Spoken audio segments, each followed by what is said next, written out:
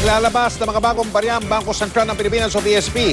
Ang ilan namang klase ng mga barya na hindi na po masyadong nagagamit ay posibleng tanggalin na po at posibleng hindi na ipagamit sa atin. Nakatutok si JP Soriano. Napupuno ng vendor na si Mang Natoy ang garapong ito ng mga barya. Karamihan ng laman nito, 5 at 10 sentimo. Pinupulot ko nga lang po dito sa kalsada yan eh. Kaya ang Bangko Sentral ng Pilipinas pinag-aaralan na ang pagbabawas sa mga baryang ginagamit sa bansa. May 7 denomination ng barya na umiikot sa sirkulasyon.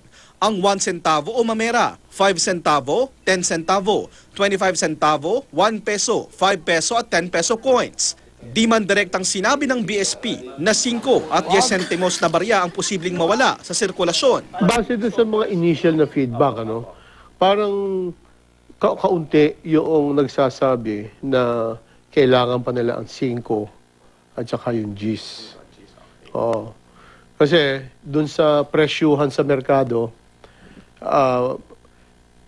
hindi nakaraniwan yung makikita mo yung tag price na 2010. Sabi ng BSP, bukod sa pagbabawas ng denomination ng barya, babaguhin din nila ang disenyo, laki at bigat ng mga ito. Bawat barya raw ay lalagyan ng natatanging itsura at bigat na madaling matandaan at masalat, lalo na para sa may diferensya sa paningin. Halimbawa, ang 5 at 10 peso coin na halos pareho ang laki ngayon, mag-iiba na raw ang timbang at hugis. Hindi na rin daw mga bayani ang ilalagay sa mga barya dahil nasa perang papel na sila.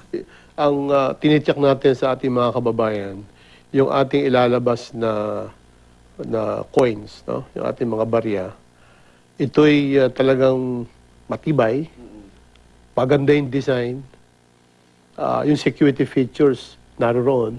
Pero hindi pa masabi o maipakita ng BSP ang mga disenyo at kung ano-ano ang partikular na mababago dahil nagpapatuloy raw ang pag-aaral na ginagawa nila. Dito sa BSP Museum makikita yung kasaysayan ng pera o pananalapi dito sa Pilipinas at kabilang nga sa mga nakadisplay dito ay yung mga lumang version ng perang papel mula 1,000 piso hanggang doon sa 5 pesos kung saan naroon pa si Aguinaldo. At ayon sa BSP, kung meron ka pa ng mga lumang perang ito, meron ka pa hanggang December ngayong taon para magamit ito bilang pambayad o transaksyon, pero by 2016 dapat mapapalitan na ito sa bangko.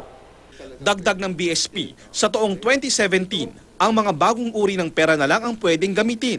Mula sa 20 hanggang sa 1,000, dalawang logo na ngayon dyan o dalawang seal.